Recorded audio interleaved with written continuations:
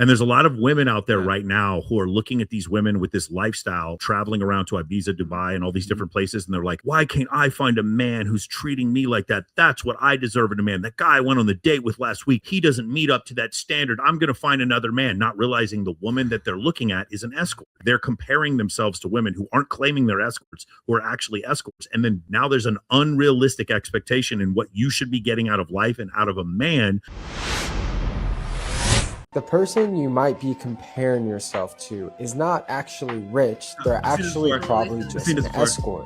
If the person doesn't come from money, doesn't have a multi-million-dollar business, they're not paying for private jets, vacations every month, and 5-star dinners every single week on their own. And a lot of the people who are flexing on social media actually just come from money or doing a good job at painting a false reality. And sometimes the math just isn't mathing. If the average salary is $60,000, even if they're making 200 grand a year, you cannot afford private jets on a 200K a year salary. To build real wealth and credibility, it takes time, integrity, and good karma. And shortcuts will get you there for a quick moment, but it will never be sustainable long term. It's like the turtle and the hare. The hare looks like it would be an obvious victor, but who ended up winning? The turtle, who was consistent every day. That clip is the equivalent of a man being addicted to pornography. Okay. It's the same thing. It's the equivalent to a man or to a woman reading 50 Shades of Grey, listening about Christian Grey and his huge penis, who's a billionaire, only sleeping with Anastasia.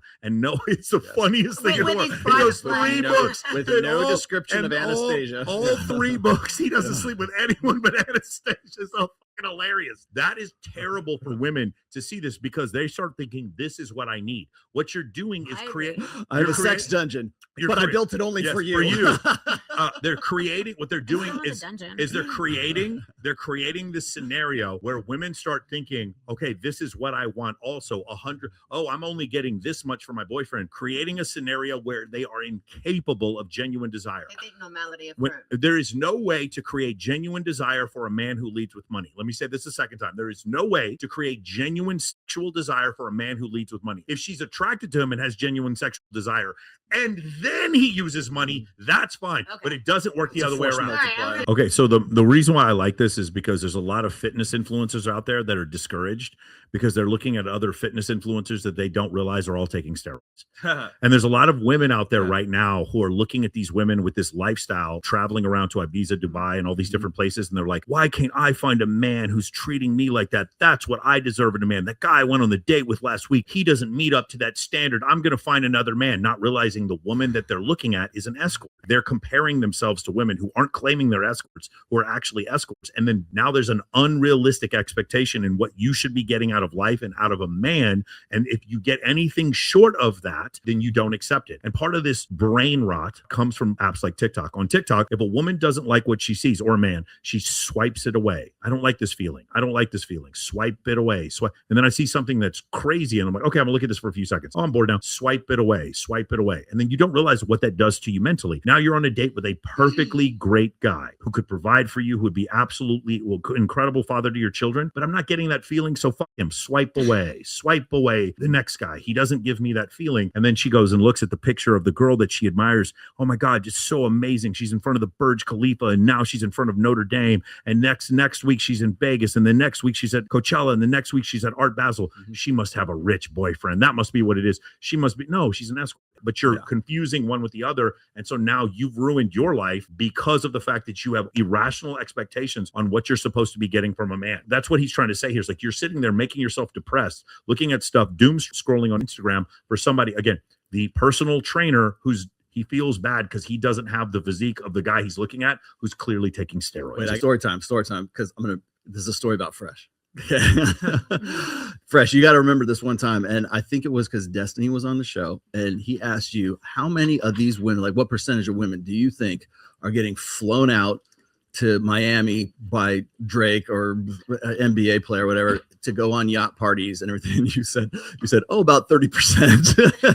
and the truth of the matter, it's probably less than 1%, but that's not the point. The point is if hundreds of thousands of women see that one woman went and got flued out by, by a rapper or something and went on some yacht party in Biscayne Bay. That's all that matters, because those women say, I'm cuter than that bitch, and I could possibly be the next one that they ask me to go out. And so therefore what happens is the global sexual marketplace standard that she believes should apply to her, now she takes that and she applies it to her local sexual marketplace. So the guys who are at her college, the guys who she interacts with, the guys she sees locally every day, or who might meet her in a club, they're never going to be able to compete with the potential of a guy online somewhere with more money who could take her out. And so therefore those guys don't measure up to what the impression or the fantasy of what that guy is. He's not calling out escorts. He's calling out the people who are looking at escorts, who are representing themselves as independent women who are making money on their own because they own a software company or some other bullshit when they're not. One of my favorite videos from him, he goes, you need to be friends with more hoes. Hoes are the best way to network. He's not being judgmental.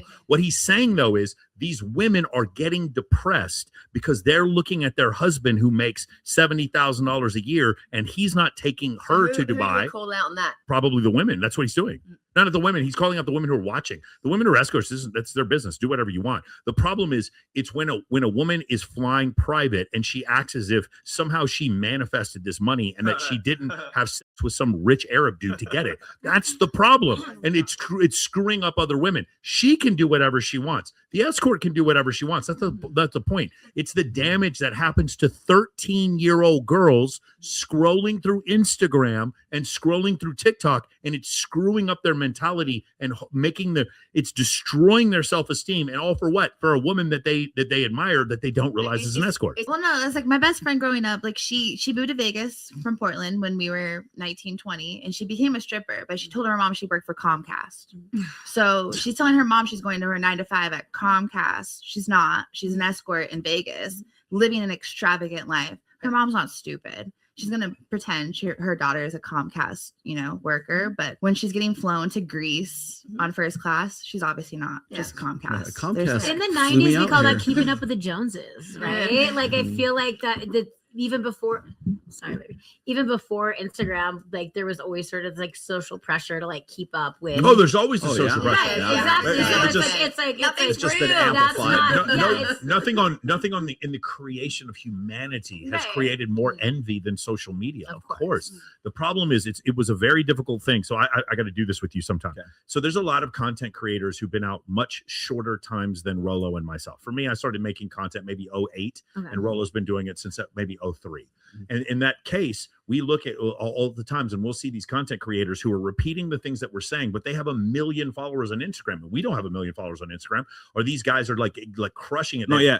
Yeah, they have 2 million. They have 2 million followers on TikTok. We don't have 2 million followers on TikTok, and so we're like, why is that? And then one of these days, what I did was I looked up Google search terms. Have you ever tried this? Yeah. You should do this. We looked up Google search terms, and coaches that I'm not going to like. I have no problem with him. I think he's a great content creator. Coach Kyle, for instance, gets like 1/10 as many Google searches as I do, and probably 1/50th as much as Rollo. But it doesn't make sense because Coach Kyle has 1 million followers. What's going on there? And I used to compare myself to these people, and then I started to realize, oh, they have fame, but they don't really have influence, not like we do. And so it doesn't bother me anymore. That's why I don't get bothered by these issues anymore. To answer your point, a lot of people have bots. Yeah, for sure. They have bots, followers. Yeah. I look at this. One of the ones that drove me crazy is, who Dating by Blaine is. You know who Blaine is? She goes on Chris Williamson sometimes. She's a female dating coach. She goes on all the time. We've reacted some of her stuff. Nothing. She's a great content creator. She makes content every day. But Dating by Blaine, she goes on Shark Tank, and she says, I was looking for seed money to help me with this dating business that I have.